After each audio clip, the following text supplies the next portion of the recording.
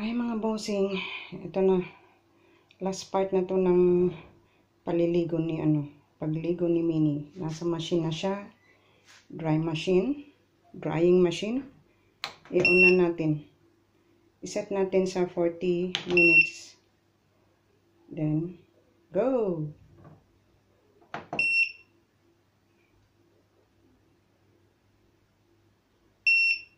Yeah.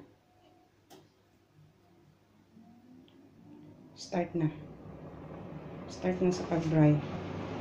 Yan. Ayaw niya yung sounds. Yan. Natakot siya. First time niya kasi dito sa dryer. No, Mini, behave. Behave, Mini, please. You will be okay.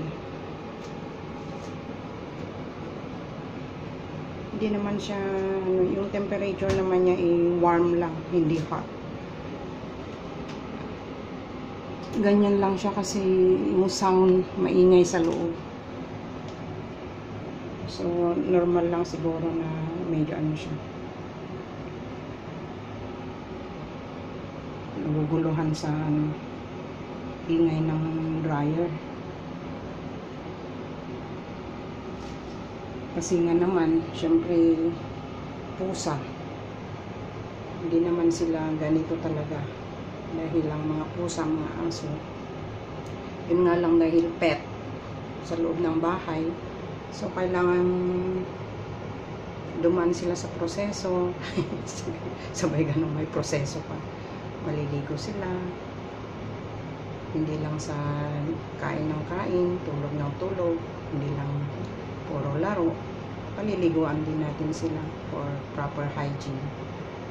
Hindi po ito sponsored, ang mga machine na ito. Pero baka naman, pet by Marco. Pero baka naman,